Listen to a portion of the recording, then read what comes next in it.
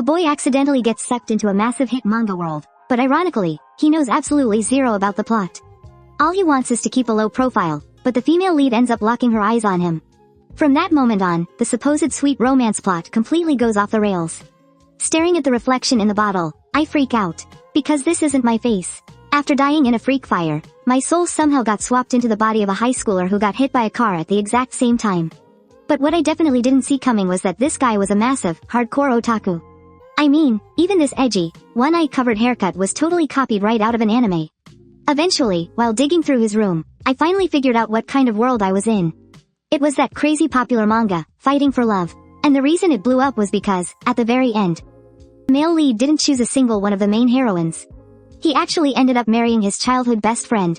The first time I ever ran into the male lead, Ryuji, was at my own family's restaurant.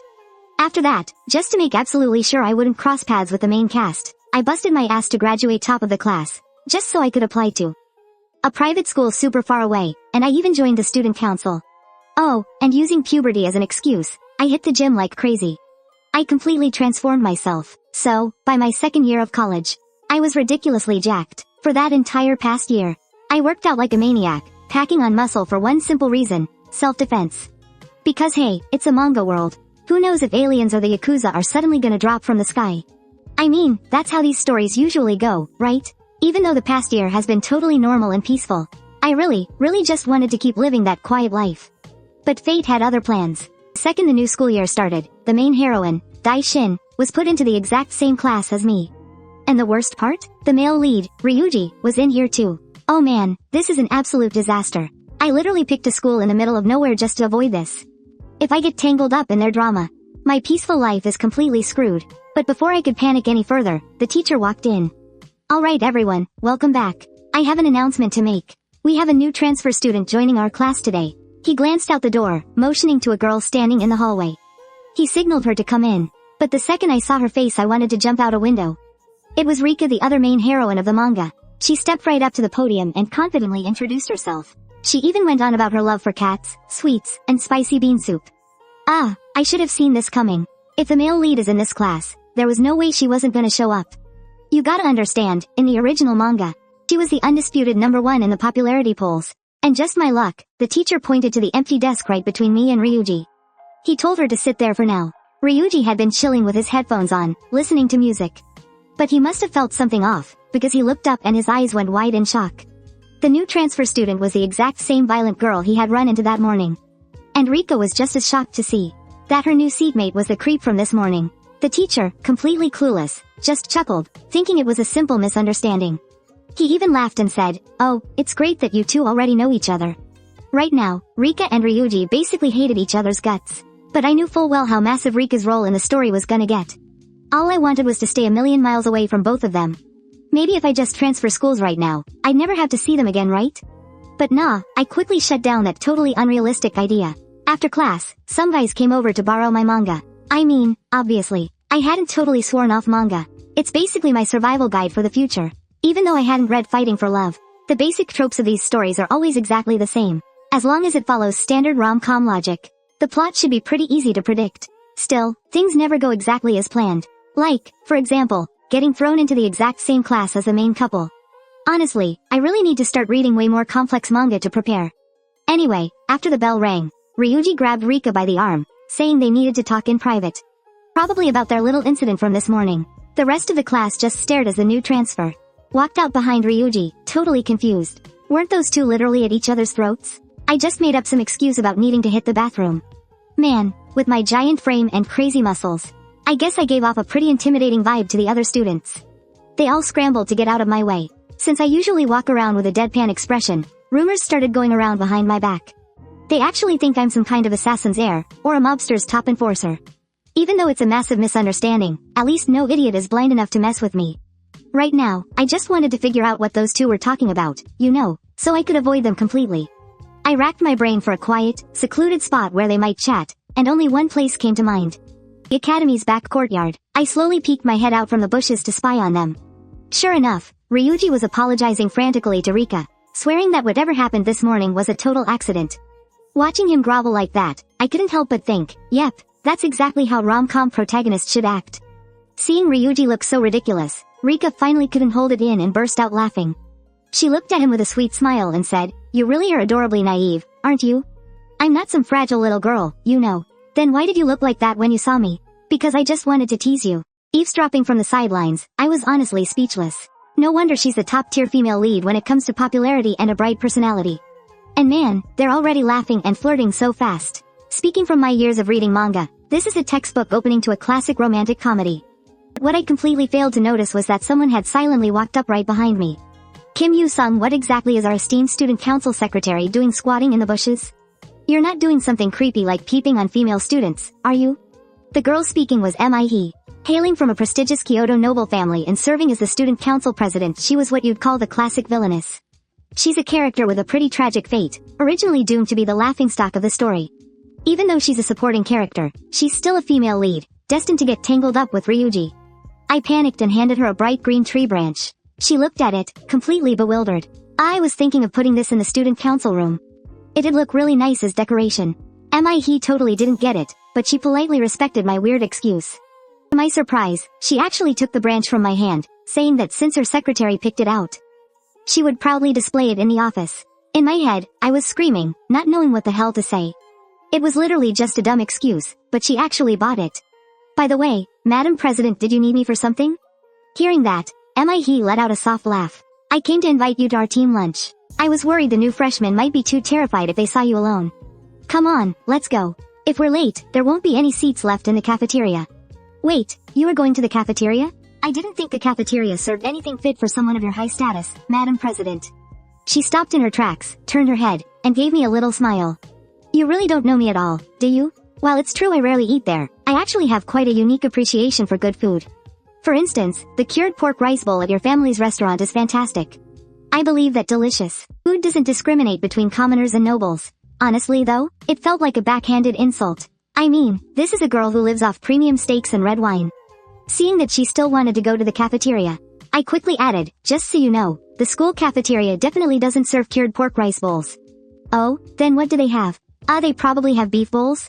Instantly, she looked completely torn. What if it tastes awful? What if it's unhealthy? Watching her fret like that, I thought to myself, yep, she's a spoiled rich girl through and through. She's definitely not shaking off those habits anytime soon. Mi, what are you doing out here? Your steak is getting cold." I turned around and saw the student council vice president, Akaji. She was Mi's absolute most loyal follower. Seeing Mi hanging out with me completely threw her off, and you could practically see her brain working overtime, making up wild conspiracy theories. "Kim Yu-sung, you again, you irresponsible slacker, you don't care about the student council at all." I was completely baffled by this. "It's your own fault for never showing up to the student council office. You made the president skip her meal to come out looking for you. Pitiful just because she missed one meal?" I honestly had to admire his twisted logic. But before I could even argue back, Mi stepped right in front of me. "Stop talking nonsense. I never said I was pitiful. You don't need to stop me, President. I know exactly how you feel. You don't know jack shit. I told you before, it's not like that. I would gladly lay down my life for you, President Mi." At this point, Mi just looked absolutely mortified. She hurriedly dragged him away. That idiot Akaji was still shouting threats at me as he left. I still had absolutely no idea what was going on. It was just so damn weird. Later that day, at the subway station after school, I stood out like a sore thumb in the crowd. I was thinking hard about what was going to happen next. Today, the main male and female leads finally made their appearance, which meant the plot of this comic had officially begun. Thank God I trained my ass off before this. Except for Sato, who was in my class last year, everyone else avoids me like the plague, even Ryuji. Size really is everything, as long as I just keep my mouth shut. I shouldn't get dragged into their mess. Thinking about that made me feel a whole lot better. The main plot will just move along on its own. All I need to do is live my quiet, peaceful life as a background character. Suddenly, a hand tugged at the corner of my shirt. I turned around and saw someone I completely didn't expect. Hi, you're in my class, right? Kim Yu-sung, isn't it? I'm the transfer student, Rika. My heart was practically pounding out of my chest. I couldn't figure out why she was here, let alone talking to me. This guy just wanted to stay far away from the main characters and live a normal life, but he never expected the female lead, Rika, to approach him first. Not only was she completely unfazed by my intimidating aura, but she actually wanted to be friends. Just a moment ago, Rika had walked right up and greeted me at the subway station. "Kim Yu-sung, I'm so glad I ran into you. You know how to get to this address?" But right then, the only thing I was curious about was, "How do you know my name?" Rika didn't say a word. She just pointed at my name tag and said, It's written right here, silly. I hadn't realized my name tag gave it away. I just stood there, completely dumbfounded. Seeing my blank expression, Rika giggled. You're a really nice guy, you know that? But my mind was buzzing with questions. Why the hell did she think I was a good guy? But how did you recognize me? We've never even spoken before. Well, you sit right next to me in class. And with that weird, scary aura around you, how could I not notice? I heard a rumor that you fought off over 50 bikers all by yourself. But when I spoke to you for the first time, you were so sweet. So, that means you're a good person. I had no idea the female lead, Rika, was this outgoing. I'd completely forgotten I was even wearing a name tag. Is she ranked number 1 in popularity? Just because she's this friendly to everyone? Maybe I should just flex my muscles and scare her off. Kim Yu-sung, people in our class might misunderstand you. But I believe they'll eventually see that you're actually a really kind-hearted person. Until then, let me be your good friend. I was totally backed into a corner here. Trying to intimidate her was clearly useless, but I still gave it a shot with my creepiest voice. Oh, I'm really looking forward to being your friend Rika. Her only response was a bright, cheerful laugh. Defeated, I took a look at the address she was asking about. She mentioned that she had just moved here, and the subway lines were way too confusing. Rika's address was in an upscale neighborhood full of mansions. I wondered what kind of wealthy background she had. That place isn't far from my house at all. We can just go together. I knew asking you was the right move. Then, he suddenly realized something. Wait, do you live near me? Around Chateau's Bridge Station? It's only 2 stops away from your place. Really? It must be destiny that brought us together. I felt like she was laying it on a bit too thick. Right then, a fatal flaw hit me. I had never actually read the book, Fighting for Love. Even though I was already well versed in all these romance tropes, rather than making wild guesses. It would be better to just get the intel straight from Rika.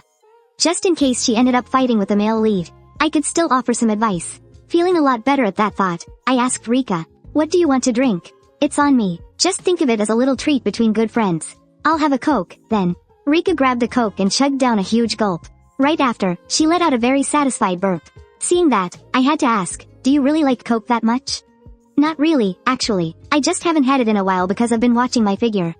She then pulled up some stylish photos from her gallery to show me. Look, I actually used to be a fashion magazine model back at home. So staying in shape was an absolute must. I don't know, I feel like you look pretty different from these photos. Is it because of the makeup?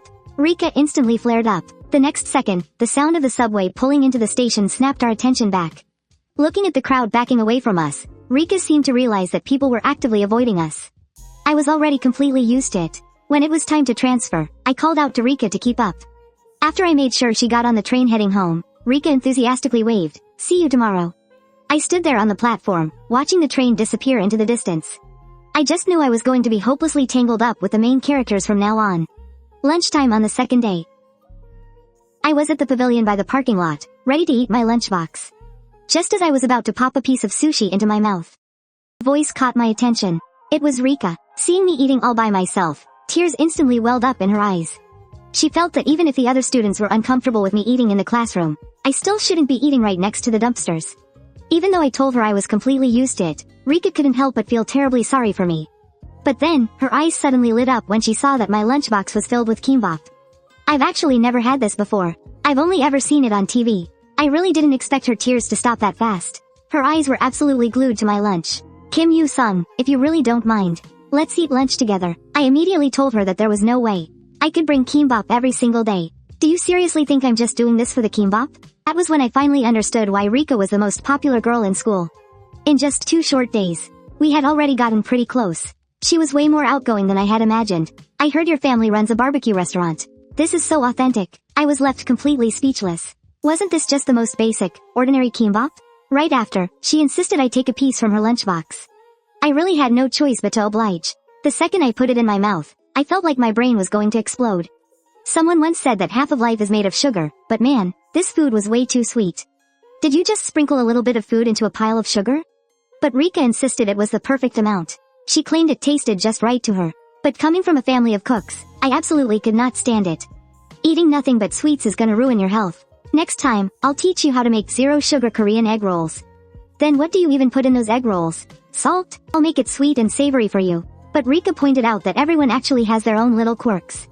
Just then, 2 people in the distance caught my attention.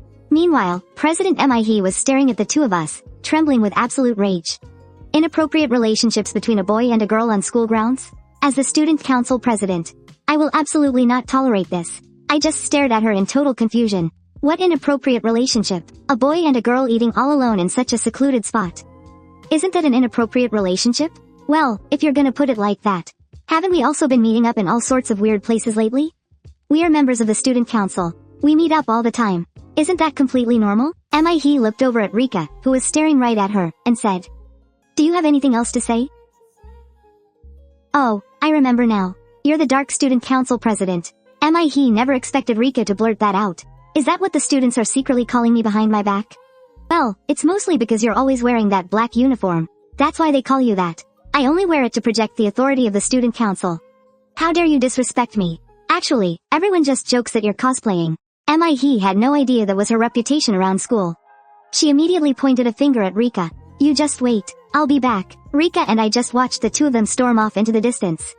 We felt like we did something wrong, but had no idea what it was. After school, I was sitting at my desk, thinking about what to do next, when a sudden voice snapped me out of my thoughts. "Kim Yu-sung, why aren't you heading home? Life, is this a club recruitment brochure? You're already a sophomore, and you still haven't joined a club?" I explained that I just didn't have the time because I was too busy with the student council. Hearing that, Rika immediately lit up. "Then you should come with me to the club tryouts tomorrow. Let's go check out all the clubs. It's way better than just sitting here overthinking things." I thought about it for a second and realized she was right. I stood up. "Why don't we just go right now? Let's check out all the sports clubs first, one by one." Rika looked at me in confusion and asked why. I just let out a dark, sinister chuckle. Because I'm really curious to see just how strong I actually am. Meanwhile, over at the soccer field, Blondie was huffing in frustration, complaining about how he couldn't score a single goal. But even though they hadn't scored at all, they were still acting unbelievably arrogant. Just then, a massive shadow completely loomed over them. "Could you guys move aside, please?" It was none other than the third-year soccer captain, Lim Pyong. Seeing that they were dealing with a heavy hitter, the two immediately apologized and scrambled to leave. "Thanks, Captain. They were annoying the hell out of us just now." But as soon as the captain showed up, they ran off with their tails between their legs. But Lim Pyong just let out a heavy sigh. None of the freshmen this year really stood out, and he desperately wanted to win the national championship this season. If only we could recruit a powerhouse. Meanwhile, the blondie who got scared off was fuming. "Maybe I should go back and beat the crap out of him right now. I am not getting involved in that. He heard his kick speed is famous nationwide. You really think you can take him on? A real fight isn't just about brute force." Blondie immediately started plotting a way to get his revenge. But he suddenly backed right into someone. "Which little punk just bumped into me? Watch where you're walking, idiot." Hearing that, I stopped dead in my tracks. I turned my head and glared. "You wanna say that again?" The moment the guy realized who was talking, cold sweat instantly poured down his face. Without a single second of hesitation, he spun around and sprinted away as fast as he could. Rika sighed and scolded me. "Don't talk so loud. You need to get along with people." After that, Rika and I headed over to the soccer field. The team members were all staring, wondering what the hell I was doing there. Is he here to get payback for those two guys earlier? After all, everyone in the school knew how terrifying I was. But the captain told his team to chill out. He wouldn't waste his time getting revenge on losers like them. With a physique like his, he's already at the level of a national pro. Then, he walked straight up to me. "Kim Yu-sung, I've heard a lot about you. I'm Lim Pyong, the captain of the soccer club. What brings you to our neck of the woods?" I told him I was here for the tryouts. That overwhelming pressure made Lim Pyong completely freeze up. Even though our height difference was only 10 centimeters, he felt like an absolute dwarf next to me. And those muscles, my build looked like it could crush anything in its path. He felt that if I actually joined the team, winning the national championship wouldn't just be a pipe dream anymore. Then, he practically dragged me right in front of the goal. He told me to just kick the ball in with everything I had. "Everything I have, huh? Well, if you say so, I'm going all out." I instantly gathered my strength, my legs swinging incredibly high. To everyone else watching, the aura exploding from me right then must have been absolutely terrifying. I smashed the ball toward the goal with all my might. The friction against the air was so intense that it let out a deafening boom. The entire soccer team watched the scene in pure shock. The ball in front of me was completely obliterated. That wasn't a kick a normal human could ever pull off. Right after that, I turned to Rika behind me. "Where to next?" "Next up, the basketball club. Crushing them like this is actually really fun." By now, rumors that I was going around wiping the floor with every sports club had already spread across the school. "Kim Yu-sung, you finally couldn't hold back anymore, huh? How could a guy like you handle the boredom of being totally invincible?" Meanwhile, I completely shattered a backboard with a single slam dunk. That stunt left the crowd below utterly mind blown. And right after that, with just one baseball pitch, I blew a literal crater into the ground. Then, Rika checked off her notebook. Soccer, ping pong, track and field, volleyball, baseball, judo, kendo, swimming, and tennis. This is seriously perfect. I asked Rika how many sports clubs were left. She flashed a wicked little smirk. Oh, so that's what you're curious about. She smoothly took off her glasses. Allow me to answer that for you. I was honestly a bit speechless. Did you really have to be so dramatic? Well, if we cross out ping pong, judo, and volleyball. Since they don't have tryouts today, we've got 3 clubs left. The track and field club, the swimming club, and the kendo club. So basically, there were 3 sports clubs right there for me to sign up and join. I was genuinely grateful for Rika's help, but honestly, she didn't need to go this far. Hey Rika, besides your modeling gigs, did you start getting into acting, too? She totally froze. Why are you asking me that out of nowhere? I genuinely thought she had a real talent for it. Never mind, just pretend I didn't ask. It's a little awkward to say out loud, but actually, Rika really had done some acting type work before. A crazy thought suddenly hit me. Wait, it couldn't be what I'm thinking, right? What kind of past would be that hard for her to talk about? But then again, as the main heroine, there's zero chance she'd have that kind of backstory. She grabbed onto my arm. Let's just drop this. Don't we still have other clubs to check out? Seeing her get all flustered, I didn't bother pressing the issue. I decided to hit up the kendo club first. Meanwhile, at the entrance of the kendo dojo, I made a grand, menacing entrance. A crowd quickly gathered to watch the drama unfold. I heard he completely wrecked all the other clubs. Is he seriously planning to take over the kendo club next? Rika instantly slipped into her manager persona. If you have any business, you can speak with me. Just then, the heavy doors slowly creaked open, followed by a sharp voice. So, you finally made it this far. You third-rate punk, going around trashing dojos under the guise of club tryouts. The next moment, Satsuka Kazama stepped forward and declared, your little rampage ends right here. I am going to put a stop to you. The crowd erupted into cheers for her. I'm only here because I'm genuinely interested in the kendo club, I said. Just tell me how to sign up for a tryout. Satsuka clearly found my attitude incredibly arrogant. She laid down the rules. A 1-point match. The first one to land a clean strike wins. I will be your opponent. Step into the arena. The crowd went absolutely wild. The human weapon versus the kendo captain. This was gonna be epic. Some people even whipped out their phones and started recording. Rika let out a chuckle from behind me. Looks like they've pegged you as the ultimate bad guy. Satsuka roared at the top of her lungs. Everybody, shut your mouths. The crowd froze in shock. This is a one-on-one duel between Kim Yu-sung and myself. No one else is allowed to interfere. And if anyone dares to step in, I'll deal with them before I finish off Kim Yu-sung. Everyone was too terrified to make a sound. Who knew the captain had such an intense, intimidating aura? Rika was right. The sheer pressure radiating from her was no joke. This woman was way too dangerous. I told Rika to wait out in the hall for a bit. I'll be right back. Once I stepped inside, I noticed rows of weapons and gear lining the walls. Satsuka told me to gear up with protective armor. I waved her off. No need. What I'm wearing is just fine. We can start right now. Don't blame me if you end up getting hurt. I cut her off mid-sentence. There is zero chance I'm getting hurt. You're pretty funny, though. You probably won't even touch a single hair on my head. Are you ready? Kim Yu-sung. Let the match begin. I effortlessly parried her attack. No matter how incredibly fast her strikes were, I blocked every single one of them. But this was just a little test. The real duel hadn't even started yet. She still thought I was just some average guy. Satsuka, naturally, wasn't going to let up. She landed a fierce strike right on my wrist. My bamboo sword went flying out of my hand, leaving me stunned for a second. You absolute idiot, she mocked. You couldn't even see through a basic feint? And this next strike will be your last. But what Satsuka completely failed to anticipate was me suddenly bursting out laughing. A dark, terrifying laugh. Satsuka's heart skipped a beat in pure shock. Was it a trap? In the split second she stepped back, the sword that had just flown through the air snapped right back into my grip. Satsuka cursed at me, calling me a total maniac. A certified psychopath, even. Was he planning to bait me in all along, just to grab his bamboo sword and counterattack? If I was even a second slower, I would have been the one taken down. That's what Yukiko was thinking. She realized just how dangerous I really was. She had completely underestimated me just now. If this dragged on any longer, she'd be the one in real danger. So, she made up her mind. The next strike would end this fight. Right after that, she got into her stance, unleashing her full aura. This was her clan's ultimate technique. Kim Yu-sung, it's time to end this. But I didn't feel any pressure at all. Yukiko's sword landed squarely on my chest. How does that taste, Kim Yu-sung? This is the secret ultimate technique of the Fuma clan. Even during training, no one has ever managed to take this hit. Yukiko was dead certain she had won. But the very next second, she froze. Then, I landed a direct hit right on her jaw. She completely didn't expect things to turn out like this. Was this some kind of hidden weapon? Why didn't I sense it? Yukiko gripped her sword as tight as she could. She stared at my body. Could it be that this guy's defense is just absolutely insane? This damn muscle freak. Fast forward to the next morning. Wait, what? The news that I defeated the Kendo Club president had already spread everywhere. Some people were guessing that I did it just to take control of the whole school. I was completely speechless. I just wanted a simple sparring match. Is this really still the romantic comedy storyline that I know? But luckily, Ryuji was acting the same as always. He wasn't affected by those rumors at all. He is the main character, after all. He shouldn't stray too far from the main plot, right? Just then, Rika walked over to say hi. Hey, Rika, but the very next second, main doors were pushed wide open, and a red-haired girl burst into the room. Ryuji, you bastard, get your ass out here right now. Everyone was wondering what the hell was going on.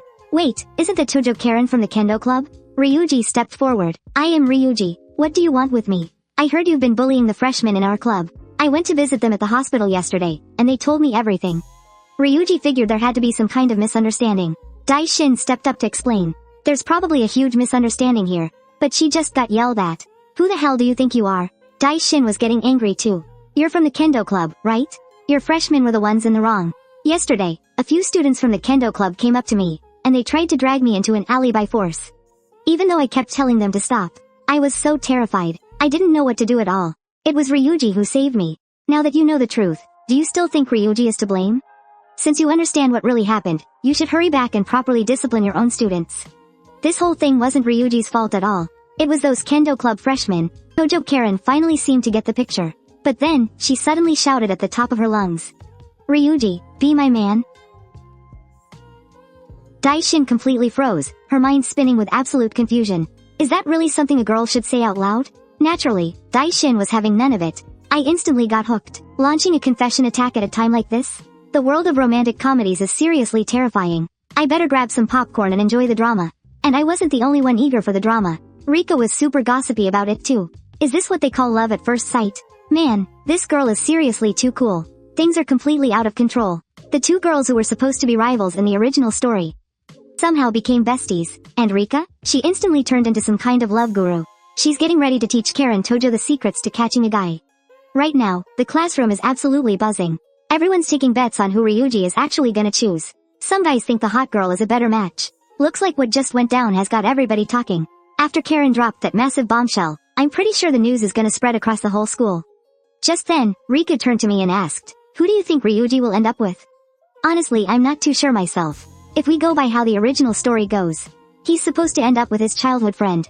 But right then, Rika chimed in and said, she already knows exactly who he's gonna date. And her answer? Karen Tojo. But there's a catch. Rika has to be the one giving her dating advice. Rika seems super confident in her counseling skills. She literally called herself a pro, claiming she's been in countless relationships. I really don't get why she gets so worked up over this stuff.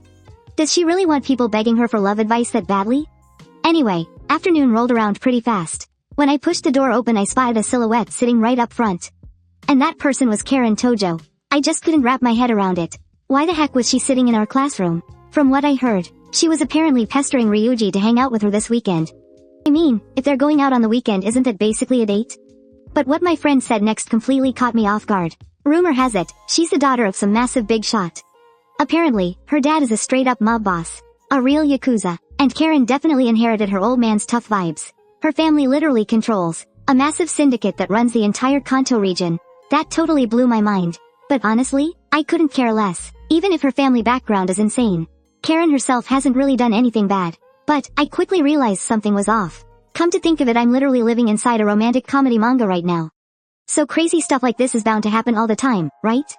Right at that moment, Karen yelled out, Ryu, you still haven't said yes to my weekend plans. I seriously need to make it up to you. So please, just come hang out with me. Maomi stepped in, telling her to back off. She pointed out that Karen was making Ryuji super uncomfortable. Karen instantly fired back, furious. What does that have to do with you? The whole class was just watching, completely jealous. Every guy was probably thinking, man, I wish I had two girls fighting over me like that. Then, things got even more hilarious. Karen tried asking him out during class, and she even cornered him when he was heading to the bathroom. Ryuji was losing his mind. He was practically begging her to just give it a rest. During lunch, Rika asked me what I was up to this weekend. I didn't really have any plans, though. I figured I'd just help out at the diner. Then Rika asked if I wanted to come over to her place. She said she had tons of manga. Literally as much as I could ever want. She swore it would completely blow my mind. Because her dad's a hardcore collector. She said it looks exactly like a manga cafe. So I told her I'd definitely hit her up when I had some free time. But then, I suddenly realized something. Rika was stuffing her face, yet she stays so incredibly skinny. Rika just laughed and told me not to worry about it. Apparently, she can eat whatever she wants and never gain a pound. She's actually one of those people who naturally never gains weight. That really caught me off guard. Do people like that actually exist in this world? But right at that moment, Rika was a bit surprised. She had no idea why this girl decided to sit right next to her. But hey, this worked out perfectly. She finally got the chance to play matchmaker and give out dating advice. So, she went ahead and struck up a conversation. After a quick introduction, Rika had noticed that Taju seemed really weighed down by something lately, so she genuinely wanted to help out. Hearing Rika's name, Taju gasped in surprise. Taju mentioned she'd heard Rika was some kind of love guru, but Rika just played deaf. She made Taju say it again. So, Taju just blurted out at the top of her lungs. I heard you're a relationship expert. I've heard all about you. I can't believe everything Rika told me was actually true. She really is an expert. Taju was completely baffled. How on earth did someone else know what was going on in her head? You literally come to our classroom every single break to look for Ryuji. We'd have to be blind not to notice. She panicked and slapped her hand over Rika's mouth. Shush, everyone's gonna hear you. Keep it down, Taju whispered, admitting she actually wanted to hear Rika's advice, especially when it came to romance. Later, when I got back, I realized Rika was having way too much fun with all this. Including me? She said everyone needs to sit down and have a serious talk after school tomorrow, and that includes me. But wait, in the original story, weren't those two supposed to be Ryuji's love rivals? For her to be this eager to help out, it's honestly super weird. Whatever, I can't be bothered to overthink this. I should just focus on my workout. The second I walked in, I saw the place was absolutely packed.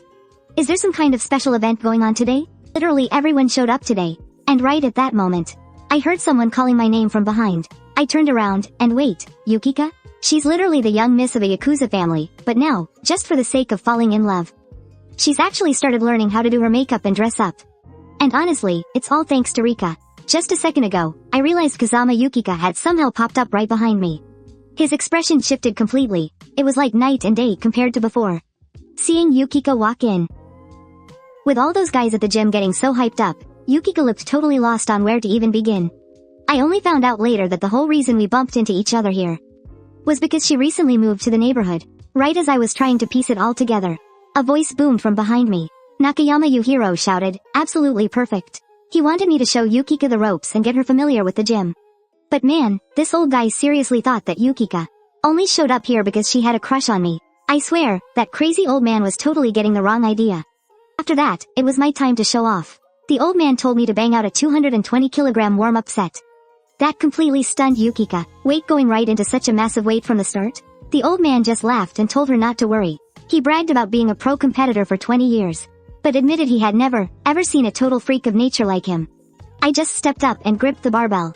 Then, I bent my knees slightly, and right under the boss's shocked gaze, I just launched straight into full, deep squats. Yukika was absolutely speechless, just staring blankly. Then the old man barked that 220 kilograms was way too light. He ordered them to bump it up to 270 kilos. Even 270 kilos felt like a total breeze to me. The old man shot Yukika a cheeky wink. See? I told you he was a monster, he laughed. You don't need to worry about him at all. Yukika couldn't help but agree there was absolutely no way a second-year high schooler should have a crazy physique like that. He was an absolute beast. To her, he was exactly the kind of terrifying anomaly she had only ever heard about in wild rumors. An absolute yang physique. Regarding this point, Setsuko was absolutely certain. It was the ultimate masculine body. Physique born with the strength of 100 men. In historical legends, all the great heroes possessed this kind of body. She was absolutely sure of it, because he had crossed blows with me in battle. That kind of power, you can't get that just by working out. Setsuko felt she needed to report this to that person, as soon as possible. Time flew by, and soon it was the next day. We arrived at Karen Taju's house. Everyone was treating her with utmost respect, shouting, "Welcome home, miss." Miss? Man, it looks like her family really is the Yakuza. How come Rika isn't surprised at all? Is this just normal in this world? As someone who just transmigrated here, I don't think I'll ever get used to this. However, the intimidating aura I was giving off actually made even the Yakuza guys nervous. One of them immediately blocked my path. You bastard, are you a spy sent by a rival gang? That completely startled Karen. What on earth are you talking about? He's my classmate. But those guys didn't buy it for a second. Just look at him, he's radiating bloodlust. And there's no way a face like that belongs to a high schooler. Miss, get over here, quick. Stay away from him. But I hadn't even done anything.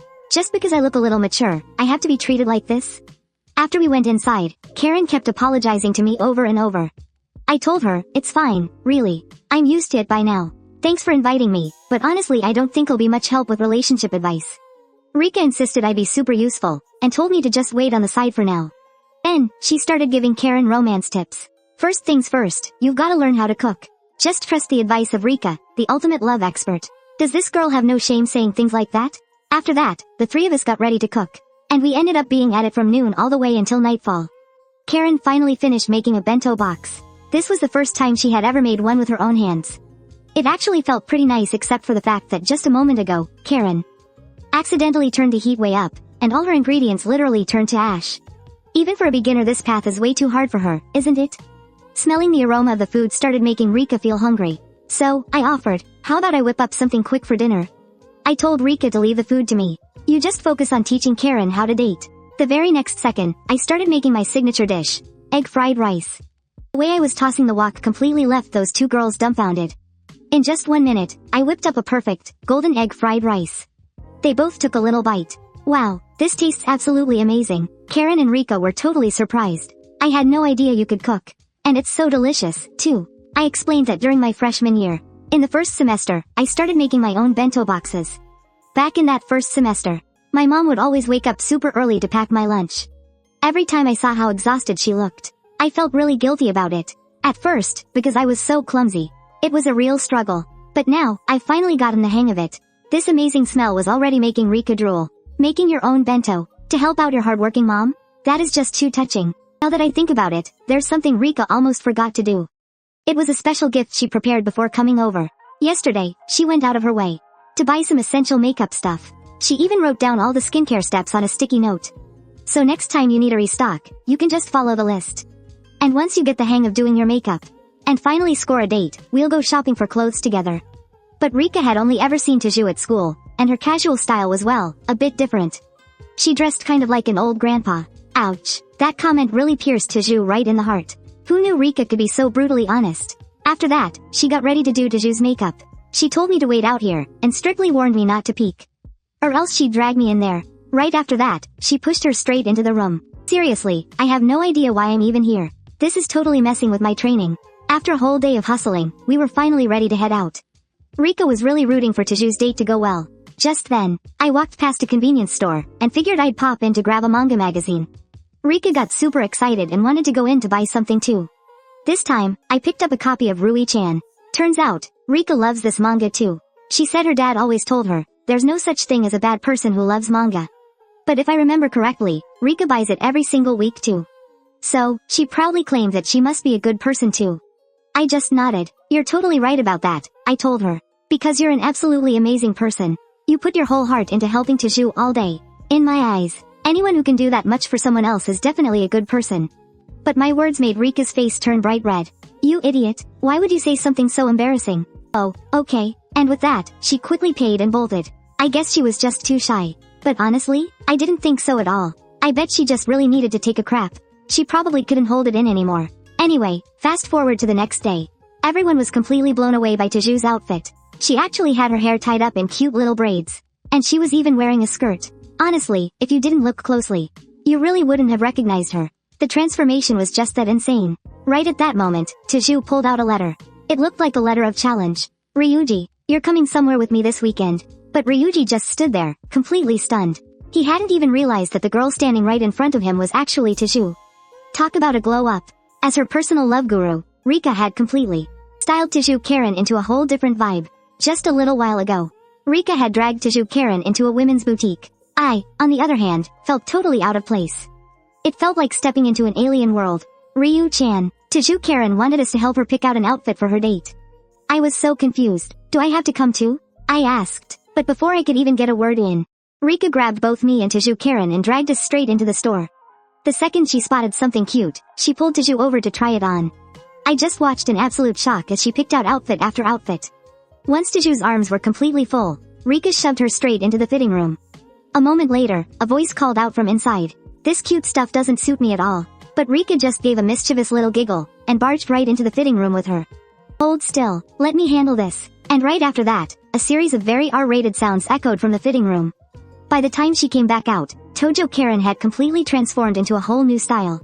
Rika was busy admiring her own masterpiece. though she did think the skirt was a bit too short. But after I gave it a thumbs up, her cheeks instantly flushed red, and she didn't complain about it anymore. I honestly didn't expect such a massive change in her either. I guess it really is true, clothes make the person. That saying is seriously no joke. Meanwhile, over at the Tojo clan estate, which is Karen's home inside one of the rooms, a group of men stood staring at the man in the chair, too terrified to even breathe. This man was none other than the 6th chairman of the Tojo clan, Naoto Tojo, also known as the Bloodbath Madman. He muttered, "So it seems my little Karen has finally found a boy she actually likes." His men were in absolute shock. Who on earth could catch the young Mrs. I? He continued, "I am absolutely not handing my daughter over to just anyone." "Morito, what did you say that punk's name was again?" "Boss, his name is Ryuji Sakamoto. He goes to the same school as the young lady. Yesterday, the young lady said she wanted to visit a hair salon, so I personally escorted her there. But today, her credit card statement showed charges from a clothing boutique at the department store. Based on this, we are certain the young lady is planning a date with him." Hearing this, Naoto Tojo's eyebrows instantly furrowed into a deep frown. He immediately grabbed a katana from the stand next to him and roared, "How dare that little punk!" His men scrambled to hold the boss back. After cooling down just a bit, Naoto grunted, "Listen up, if you boys have some free time this weekend, you're coming with me. Our mission is to secretly shadow their date. We are going to make absolutely sure that bastard doesn't try anything funny." "Yes, boss." Everyone allowed in this room was a high-ranking executive of the Tojo clan, so they accepted the ridiculous order without a single moment of hesitation. Meanwhile, we just stared at the burgers and sodas on the table, completely drained of our appetites. Rika looked like she didn't even have the energy to chew. "Rika, seriously, thank you so much for today." "Oh, don't mention it. That's what friends are for, right? Plus, hanging out with you today made shopping a lot of fun for me too." Karen noticed I was only eating a single burger and asked in confusion, "Is one burger really enough for a big guy like you? Seriously, order as much as you want. You've helped me out so much, it's the absolute least I can do." "No, I'm good, really. I had a pretty heavy lunch earlier. I used to think she was just some delinquent punk. I never expected her to be so down to earth and friendly with us." Noticing that I was staring at her, she suddenly got super flustered. "Anyway, have you planned out your route for the date tomorrow?" Karen thought about it for a second. "Well, we'll go to a cafe. And then maybe go catch a movie, and have dinner? Isn't that how these things usually go?" Hearing such a completely basic itinerary, Rika instantly fired up. No. Do not just do the same boring stuff everyone else does. Scrap the movie, take him here. She shoved her phone screen forward, displaying a gorgeous aquarium. It makes you feel like you're deep in the ocean. Imagine the fish swimming lazily around the coral reefs. It's so romantic. But the real secret is the soft, dim lighting. Trust me, in that kind of atmosphere, you two will absolutely fall head over heels for each other. You've gotta trust the ultimate love guru, Rika. I just sat there staring at the two of them, completely speechless. The next day, after Rika and I gave her our final pep talk, we watched her walk away. We had total faith that her date today was going to be a huge success. "So, Lily-chan, what are your plans for today?" I was utterly confused as to when I got slapped with that nickname. After a moment of hesitation, I replied, "I'll probably just crash at home and read manga." Seeing that I had absolutely nothing to do, Rika immediately jumped in. "Perfect, then let's go follow her and spy on the date. After all, as her best friends, I've gotta see this through for her happiness. I mean, just look at that blazing fire of gossip in her eyes." I didn't even know what to say anymore, so I just went along with it. And just like that, the dynamic duo of Rika and Kim Yu-sung was officially born. Meanwhile, down on the streets, people stared in shock at the massive crowd of figures that had suddenly swarmed the area. Everyone immediately scrambled out of the way. The man leading the pack? None other than Karen Taju's father. He actually brought his entire gang straight to his daughter's date spot. They're on a date. It's really happening. Our main couple is finally out on a date. And wow, Ryuji was completely blown away by how incredibly gorgeous Karen looked today. Stunned by her beauty, Ryuji totally lost his cool and blurted his thoughts out loud, before frantically scrambling to apologize. "You look really beautiful today." The moment those words left his mouth, a bright red blush instantly spread across her cheeks. How about we grab a cup of tea first? And figure out our plans for the day? But just as Ryuji reached out to carry Karen's bag for her, the two of them started awkwardly, yet politely, refusing each other. Meanwhile, a heavily disguised Rika and I were hiding around a distant corner, sneaking a peek at them. Seeing the two of them walk away, Rika quickly tailed behind them. It took me a second to process, but I hurried after her too. "I heard this cafe is super popular, looks nice." "Yeah, it definitely looks pretty good." But lurking in the shadows, a disguised Naoto Taju was grinding his teeth in absolute rage. My sweet daughter actually asked him out first, and this punk dared to make her wait a whole 5 minutes. His men frantically held the boss back. Once he finally cooled down, one of them nervously spoke up. "Boss, people are starting to stare at us." And we thought our disguises were flawless. We stand out way too much as a big group. Why don't we split everyone into pairs to tail them? Naoto realized that was actually a pretty great idea and immediately started barking out orders. Once we got inside the cafe, Rika completely derailed and ordered a massive strawberry parfait. She was snapping photos like crazy, completely forgetting why we were even here in the first place. But then, out of nowhere, I noticed the guys sitting diagonally from us giving off some seriously bad vibes. Even Rika caught on. There were just way too many suspicious-looking people scattered around the cafe. And I just had this gut feeling they were definitely tied to the Tiju clan. Especially that red-haired dude over there. He looked exactly like a straight-up mobster. The aquarium has dolphins. Let's go check them out first. Sure thing, let's it. Today is gonna be so much fun. Karen's radiant smile just hadn't left her face for a single second. I couldn't help but think this was all getting a bit out of hand. Honestly, I had a bad feeling this date was gonna go south. Every time those two shared a sweet little moment, a bunch of sketchy guys around them would glare daggers in their direction.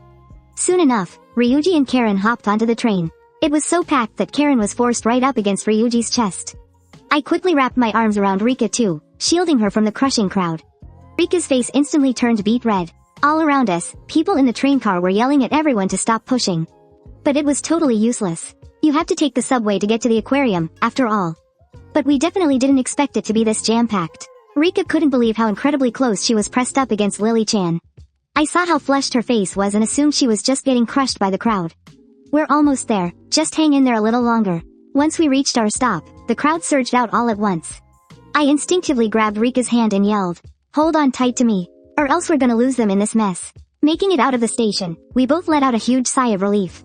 But right at that moment, Rika held up our hands, which were still interlocked, and murmured, "Why, you can let go now." "Ah, sorry." I panicked and quickly pulled my hand away. Rika just kept her head down, whispering softly, "Next time try to be a little more gentle." Rika's voice was so soft, I thought I had misheard her. "Maybe next time," I murmured, watching the two of them as they had already crossed the street past the traffic lights. Just as the light turned red, Rika suddenly shouted, "What do we do now? Let's just head straight to the aquarium. That's their destination anyway." Right at that moment, I heard the voices of the guys from the restaurant right behind us. "I told you we should have driven. How was I supposed to know it'd be this packed on a weekend morning?" I glanced over at that suspicious group. Those were definitely the exact same guys I saw at the Tojo estate. I needed to be careful. It would be really bad if they recognized me. But Tojo Naoto noticed I was acting weird. "Shut up, all of you. Why does that guy look so suspicious?" Hearing their boss speak up, everyone turned to look right at me as I was crossing the street. "Boss, I think that's Kim Yu-sung. The young Mrs. Friend. Wasn't he just at the estate a few days ago?" That's when it finally clicked for Tojo Naoto. Oh, it's him, with that massive build of his. I almost thought he was a hitman sent by a rival family. Well, in that case, let's just tail them. Looking at it now, they probably tagged along because they were worried about Karen, too. A long while later, Ryuji and Tojo Karen finally made it to the aquarium. But they had absolutely no idea that a pair of eyes was watching them from behind. Wait, was that Ryuji who just walked by? That jerk got us kicked out of the kendo club, and he's got the nerve to be out on a date? The more they thought about it, the more furious they got, completely blinded by rage. The girl was the eldest daughter of a Yakuza family. Yet these blind idiots still dared to provoke her time and time again. They didn't even take the main character of this manga world seriously. It turned out that just moments ago, after seeing Ryuji and Tojo Karen getting along so perfectly, Rika and I finally let out a sigh of relief. We then headed over to an open grassy area, laid down our blanket, and got ready to eat lunch. Today, I packed Rika's absolute favorites, kimbap and inari sushi. Rika stared at the massive spread of food on the blanket, literally drooling. She had completely forgotten that we were supposed to be keeping an eye on Tojo Karen's date. Meanwhile, just a short distance away, Tojo Karen was shaking as she opened the bento she had packed. She was so incredibly nervous. After all, this was her first time ever cooking for the guy she liked. To get this meal just right, she had pestered me relentlessly, practicing day and night for 3 whole days. Tojo Karen squeezed her eyes shut and popped the lid off the bento. Inside was a beautiful spread of all kinds of food. Just looking at the colors, you knew it tasted amazing. Ryuji couldn't help but stare, his mouth watering. He immediately grabbed a rice ball and stuffed it into his mouth. Watching Ryuji slowly chew the food, Karen's heart was pounding. She was terrified he was going to spit it out. But to her absolute delight, Ryuji looked like he was in heaven. "This is so good." Hearing those words of approval, a huge smile broke out on Tojo Karen's face. She quickly picked up another piece and held it right up to Ryuji's lips. Seeing how eager and excited she looked, Ryuji just couldn't bring himself to say no. Karen stared at him, eagerly waiting to hear what he thought. And when Ryuji flashed her a big thumbs up, her heart finally settled completely. Rika and I were watching them eat from a distance. By now, the sickeningly sweet vibe of young love had completely taken over the whole area. Ryuji even started feeding Karen, stuffing her cheeks full of food too. But I couldn't shake the feeling that something wasn't quite right. When am I gonna get to go on a date like that? Rika's question suddenly made me. I pushed everything else out of my mind. Weren't you the one calling yourself a love guru? Haha, well, to be honest, I've never actually been in a relationship. I learned it all from manga. So that's why Rika had so many crazy theories. I let out a heavy sigh. Looks like they're wrapping things up. Let's pack our stuff and follow them. Hey, I've helped tons of friends with their love lives, you know. Yeah, sure you have. Seeing Rika get all flustered was incredibly satisfying. Outside the aquarium, Rika and I poked our heads out from behind a tree. We watched the two of them, looking like they just couldn't bear to say goodbye. I figured a confession was coming any second now. But suddenly my eyes narrowed. Two guys walked right up to Ryuji and Karen, instantly smacking the lunchbox right out of Ryuji's hands. You two timing bastard, we finally cornered you, huh? Last time you stole the chick we were hitting on, and now you're out fooling around with a new one? Rika frantically asked if we should call the cops. Forget it, I said. They won't make it in time anyway. If things go south, I'm stepping in. Ryuji immediately shouted back, you guys have a lot of nerve. I can't believe you even dared to show your faces. Listening to them argue, I finally figured out who these guys were. They were the freshmen who got kicked out of the kendo club. Back then, Ryuji had saved Karen and beaten the crap out of both of them. We got kicked out because we fought you. At that moment, Karen couldn't hold it in anymore. You deserve to get kicked out. You're both complete idiots. The two guys finally realized that the pretty girl standing in front of them was actually Karen wearing makeup. The tomboy actually put on makeup today? Don't tell me you're out with this. Two timing loser. You guys don't match at all. You used to roll around in the mud fighting people every day. Hearing this, Ryuji and Karen gritted their teeth in pure anger. Shut your mouth. But the two thugs just sneered. You really think we came here alone today? Yeah, this is the guy. You're the one who messed with my bro, right? Our boss is a total legend in Kitayama. There's no running away for you today. Seeing the situation escalate, Ryuji knew he couldn't take them all on, so he frantically urged Karen to run. But one of the guys instantly grabbed her by the arm. Let her go. Our beef has nothing to do with her. But the only response Ryuji got was a brutal, heavy punch. Watching from afar, I finally had enough. I told Rika to stay put. Ryuji collapsed to his knees in absolute agony. I'll be taking your girlfriend now. But I was already standing right behind him, completely deadpan. I grabbed his wrist and gave it a vicious twist. A sickening crack echoed as his bones shattered. Without missing a beat, I tossed him backward. I chucked him away like a scrawny little chicken. He couldn't put up a fight at all. I rarely lose my temper, but this time, I was genuinely furious. You shouldn't have laid your filthy hands on my friend. As the head of a Yakuza family, he actually found himself trembling before a mere teenager. It was a terrifying aura that he had only ever felt. Coming from a god of destruction. I honestly didn't know how powerful I truly was. But I knew one thing. I had never lost. Just moments ago, seeing his own daughter being bullied, Teju Naoto had been consumed by a father's rage. He was just about to order his men to beat those punks half to death, but then, I suddenly appeared right behind them.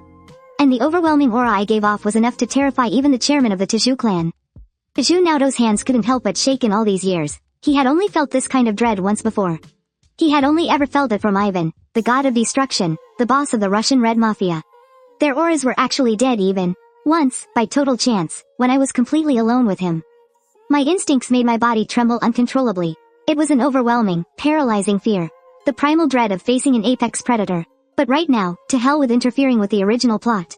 I just want to take out the trash standing right in front of me. Looking at the people around me, I was afraid they'd get caught in the crossfire, so I told Teju, Karen, Rika, and Ryuji to get out of here first. Teju Karen tried to protest, but I cut her off instantly. I'm not gonna lose to a piece of garbage like this. That pissed the blonde guy right off, and he swung straight for me. But I just stood there, not giving an inch. His punch felt like cotton, totally powerless. Seeing that I didn't even try to dodge, he burst into a cocky laugh. But when he realized I'd taken all his hits without a single scratch, cold sweat started dripping down his face. Does this freak not feel any pain? He didn't even flinch. Fine, let's see how you handle this. The blonde punk dashed to my side, his fist faintly glowing with a red aura. Rika gasped and covered her mouth in terror. Finally, a tiny trickle of blood dripped from my nose. Alright, from this moment on, it's officially self-defense. I drove my fist straight into the blonde guy's face. Legally speaking, self-defense only covers a single strike. But one hit was more than enough. Everyone around us heard the sickening crunch of bone, and the sound of teeth shattering. The blonde punk went flying backward like a ragdoll, smashing hard into a tree before finally stopping. If I hit you any harder, they'd charge me with excessive force. What a letdown. The other two stared at me like I was some kind of demon. Trembling violently, one of them stuttered, Do you have any idea who I am? My dad is a high-ranking police chief. Ah, what a totally cliché threat. Are you guys trying to be generic villains? I didn't even humor them. I grabbed them both by the throat, lifted them into the air, and just as they were about to pass out, slammed them brutally into the dirt. Grab your boss and get the hell out of here. And don't you ever show your faces around Tiju Karen again. Seeing that the fight was over, Rika immediately ran up to me. Are you okay? Oh my god, your face is bleeding. It's just a scratch, I'll be fine in a minute.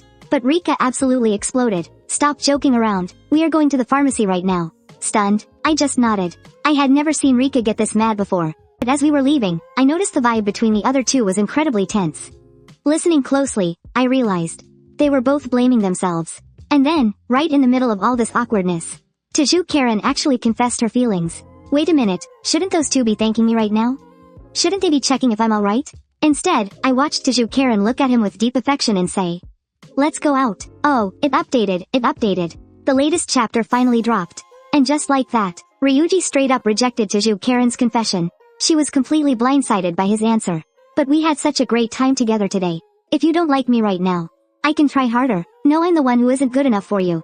To be honest, when I was little, I made a promise to marry someone. So I'm not planning on dating anyone. Tiju immediately hung her head in disappointment. She never saw this rejection coming. Do you love her? But Ryuji admitted he wasn't even sure himself.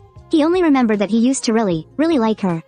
So, she's your first love, your childhood friend. Since you've already made up your mind, I'll just let it go, plain and simple. With that, Tiju Karen waved her hand, acting like it was no big deal. But the moment she turned away, tears welled up in her eyes, completely out of her control. I knew it would end up like this. Rika, you head back first. Rika looked at me, clearly wondering what I was planning to do.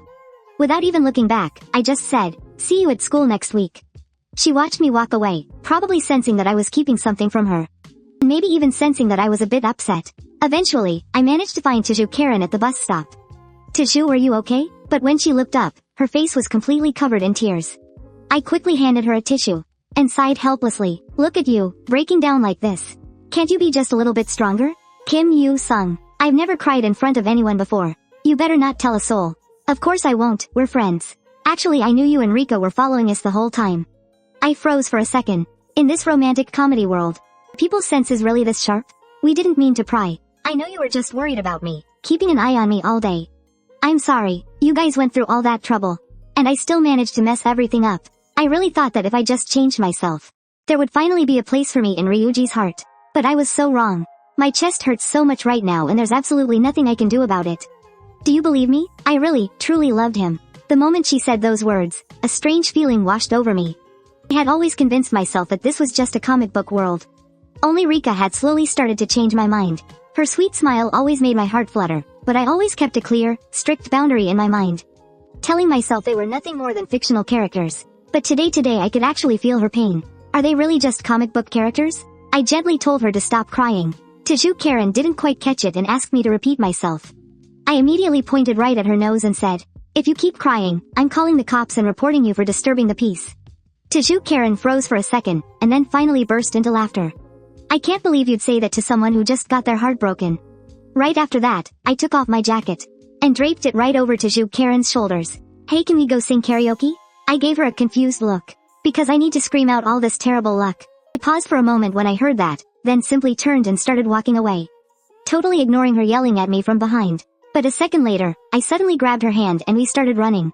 We didn't stop until we reached the karaoke joint. Finally, the dark cloud hanging over Tiju Karen's heart had cleared. And I finally realized that these girls were living, breathing people, not just comic book characters. Meanwhile, Tiju Naoto's bodyguards were crying their eyes out, snot running down their faces. It's so wonderful that the young miss has a friend like him. Kids like that are so rare in this harsh world. A warm smile spread across Tiju Naoto's face as well. Yeah, they really are. After that, it was just me in the karaoke room, suffering through Tiju Karen's completely tone-deaf singing. But hey, if it helped her truly move on, suffering a little wasn't such a big deal. Later, the girl casually mentioned that she wanted to see my room, which completely caught me off guard. Mostly because my room was absolutely packed with workout gear and piles of comic books. But to my surprise, not only did she not make fun of me, she even said she was born into a family of manga artists.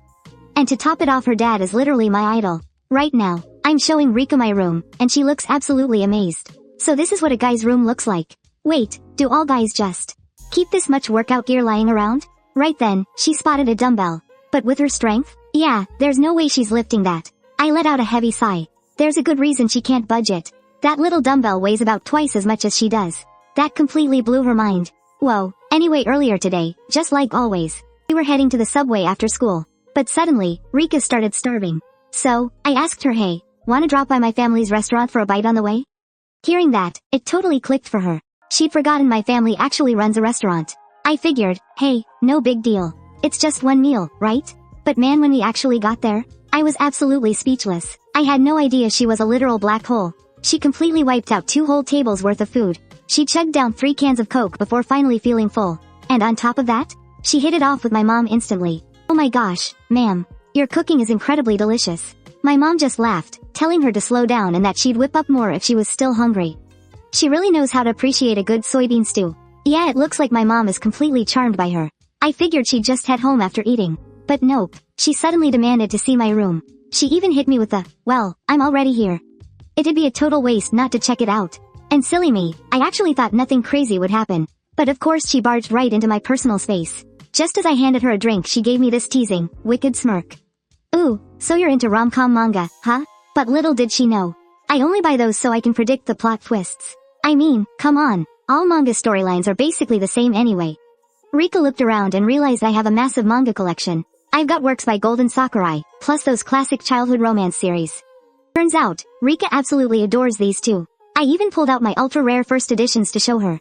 Honestly, whenever I think about this series, I just have to reread it from chapter 1.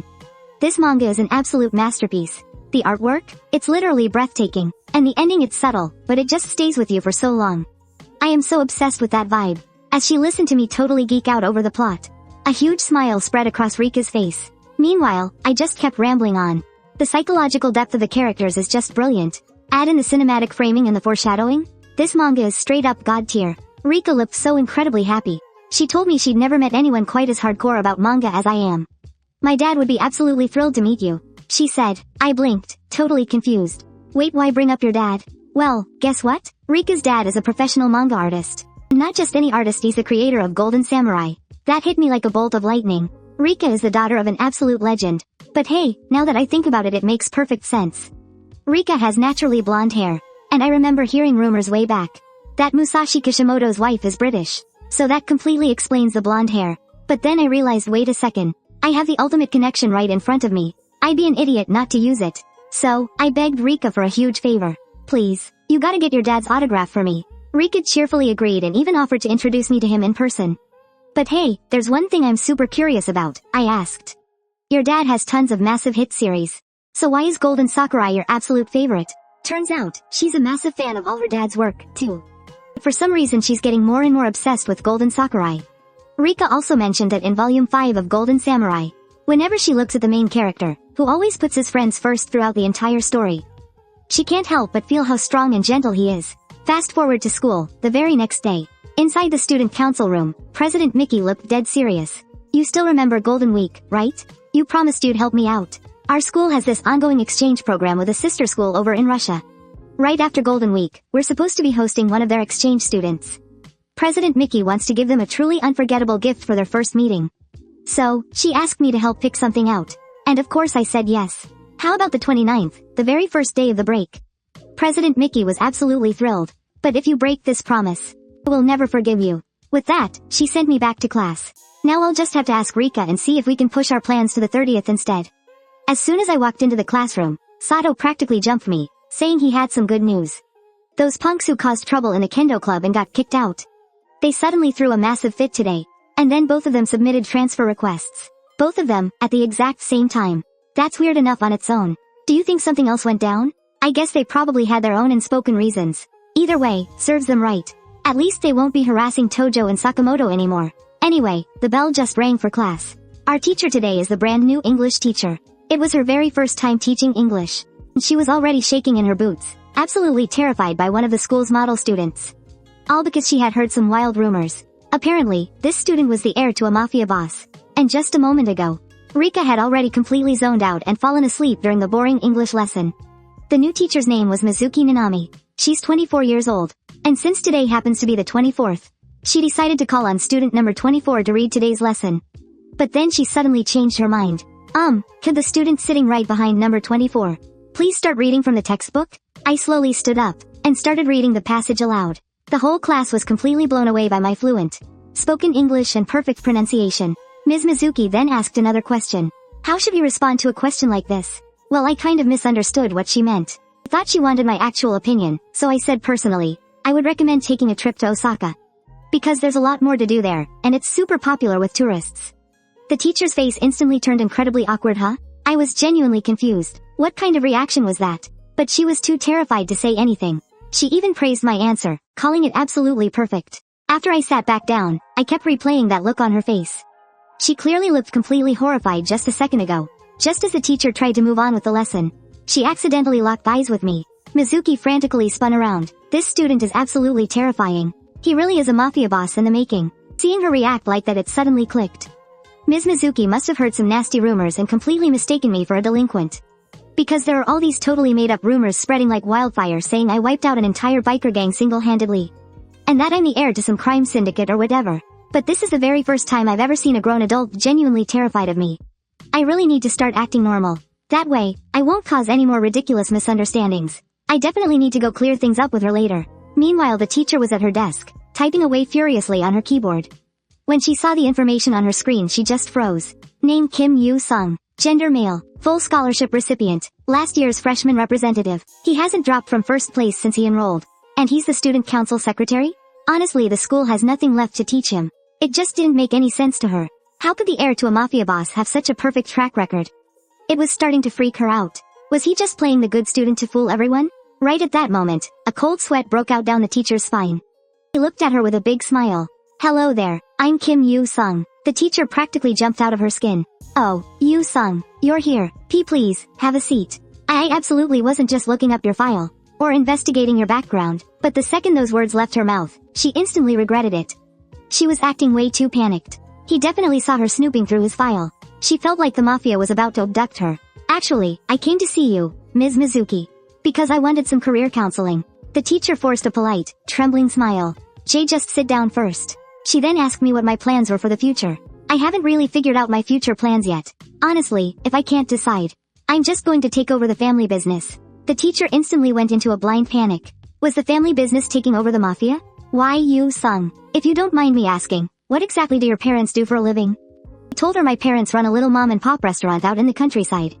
That's when it finally clicked for her. I wasn't some mafia heir after all. She even blurted out that she'd love to visit our place sometime.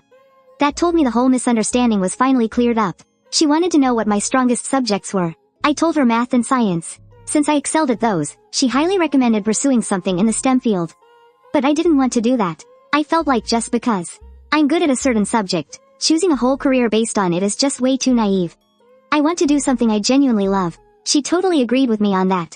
Being good at something and actually enjoying it are two completely different things, right?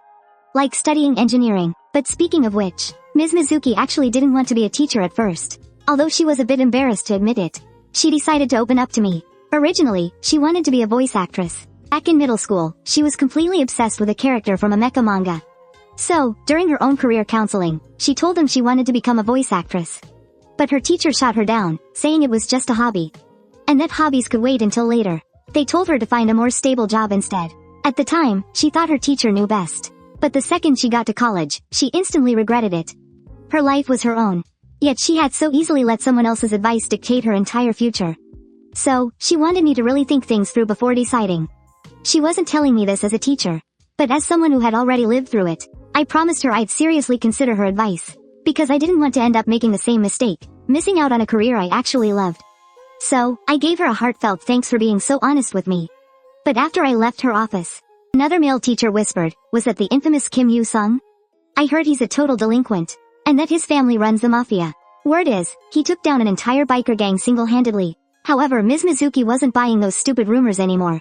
Kim Yu-sung is actually a top-tier student and a genuinely caring guy. So she really hopes teachers stop judging books by their covers from now on. And yeah, that includes you too, Ms. Mizuki.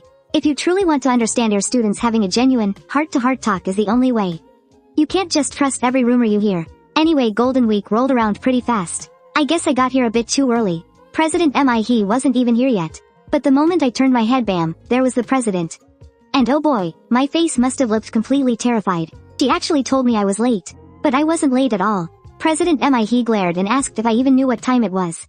You are absolutely late, she snapped. I can't believe the main heroine from the comic actually caught feelings for me. She even made up an excuse just to take me out on a date. She even had her servants secretly giving her dating advice behind the scenes. And man, when I saw how gorgeously dressed up President He was. I'll admit it, my heart definitely skipped a beat just now. President He seemed super annoyed about me being late. She scoffed, even if you aren't technically late on paper. When you have a date with a girl, you're supposed to be here 30 minutes early. But then why didn't we just meet at 11 o'clock instead of 11:30? Forget it. Talking to a dense rock like you is useless. President He totally gave up on explaining. Then, she bossed me around and told me to head to that shop. And buy me a matcha ice cream. Honestly, I had no idea why I had to be the one to go buy it. President He lost her temper all over again. So after taking a solid punch from her, I obediently dragged myself to buy the ice cream. She seemed to really love that flavor, though. But we were just wandering around aimlessly. Where were we even supposed to buy a gift for the exchange student? Bringing that up totally reminded President He. She had almost completely forgotten about it. I thought to myself, wow, is she seriously this forgetful? She was literally just focused on stuffing her face with ice cream then, all of a sudden. A voice crackled through President He's earpiece. Miss, there's a handicraft shop 2 blocks down. We suggest you look for a gift there. And don't forget to act natural. Try your best to show off your charm. Those 2 voices belonged to President He's loyal servants Minami and Shinjiro. Right now, they were running a full-blown intelligence mission just to make sure her date was a massive success. Pretty soon, we arrived at the handicraft shop. Hey, how about we get them this gorgeous Buddha statue as a gift? What do you think? Yeah, I felt like that was a pretty terrible idea. Not to mention, the price tag was absolutely insane. It was 7 million yen. The earpiece buzzed again. Miss, now is really not the time for that. Seeing President He acting so weird, I was getting pretty curious. President He quickly sneaked off to the side and hissed at Minami and Shinjiro to keep their voices down so I wouldn't hear them. Minami scolded, you are here on a date. You're not here to go Buddha statue shopping. Quickly, turn around and look at him. Look at Yu Sung. He's just staring blankly at his phone. Keeping your date from getting bored is literally rule number 1. Do you understand, miss? Right after that, He rushed over and grabbed my shirt. She stammered that she suddenly had an urgent errand to run. We have to leave right now, she insisted. Once we finally stepped outside, I asked He what was going on. Why are you in such a rush? Did something bad happen? Is there anything I can do to help? He brushed it off, saying it was no big deal. I'm just feeling a little dizzy, let's hurry up and head to the next spot. And of course, the next spot was already pre-planned by her team. It was that traditional clothing boutique. Minami already gave the owner a heads up. We just need to head this way. Soon enough, we arrived at the traditional clothing boutique. The owner showed us an absolutely gorgeous outfit. I bet the exchange student would really love this one, President. What do you think? The president then told the manager to bring out the absolute best items in the shop. Money is no object. Well, since the young miss put it that way, then I won't hold back either. With that, the owner brought out another piece. The price tag on this one was 500,000. Wow, so this is how a filthy rich heiress rolls, huh? But we kept browsing for ages without finding the right fit. In the end, it came down to a choice between this yukata and that kimono. Honestly, I thought both looked pretty great. The owner chimed in with a suggestion. Since you're having such a hard time deciding, why not try them on? I had to agree with the owner on that one. Why don't you go ahead and try them on, President He? After that, the owner led He into the fitting room. But what happened next nearly gave He a heart attack. It turned out the store owner was actually Minami in disguise. As it turns out, Minami was a master of disguise. Pulling off a fake identity was a piece of cake for her. And the whole point of getting He to try on the clothes was to max out her charm. Minami urged He to hurry up and change. I'll make sure you look as stunning as humanly possible, my lady. Waiting outside, I could hear their voices getting louder and louder. Why was it getting so noisy in there? Meanwhile, I had just hit a 9 combo streak on my mobile game. A few moments later, I saw He step out of the fitting room. She looked absolutely breathtaking. The moment I laid eyes on her, I felt my face flush bright red. President He was seriously so beautiful. As she walked up to me, my face was completely burning up. I was so embarrassed that I had to look away. This caught He completely off guard. Did she not look good in this outfit or something? Just as that thought crossed her mind, I finally broke the silence. President He, you look stunning. You look absolutely gorgeous today. And that outfit, it fits you perfectly. My compliment made He tremble a little, and then her classic Tsunere side flared right back up. Well, obviously, I'm always beautiful when I actually try. She huffed. Then, clearly thrilled, she spun around to go try on the other outfit. She told me to wait right there.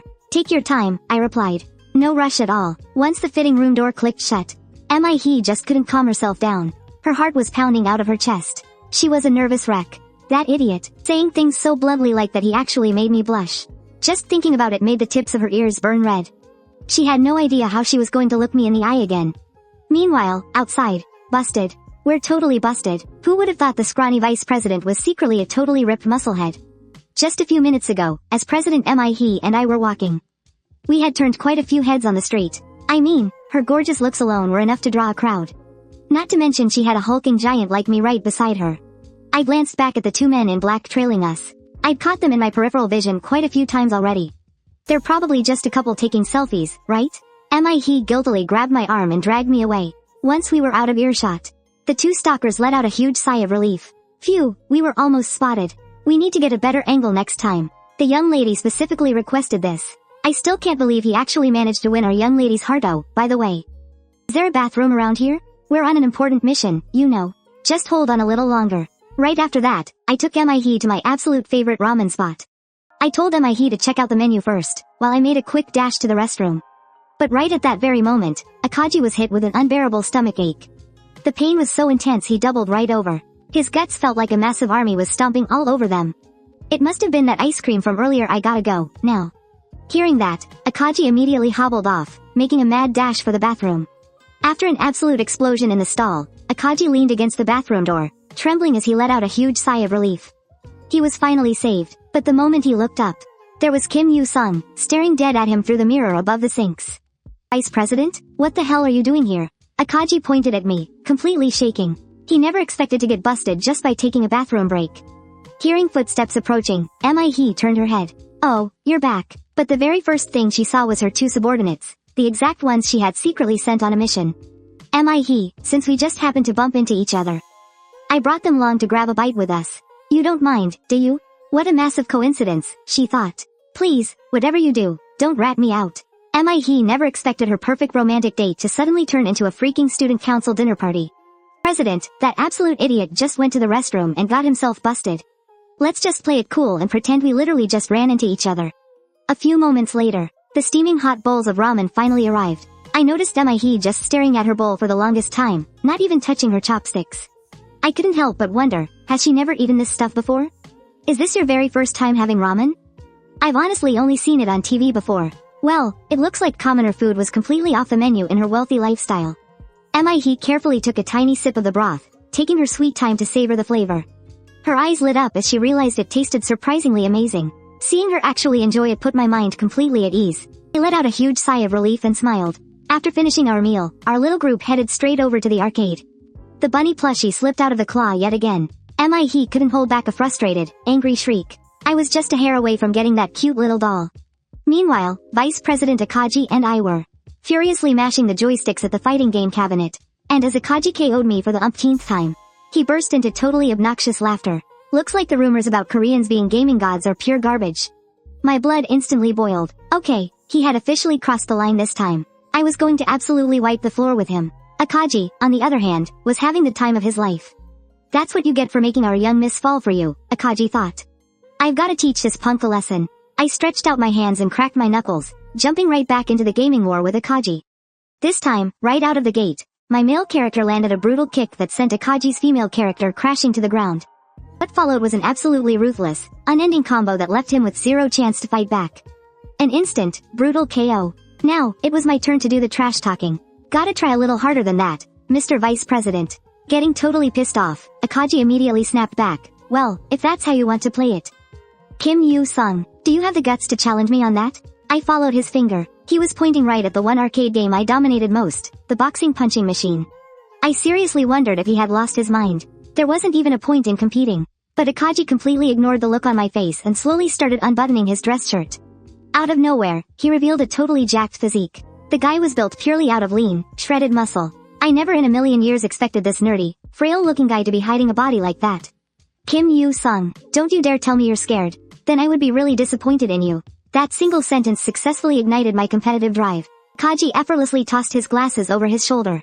And here I thought you were the type of coward who'd just run away.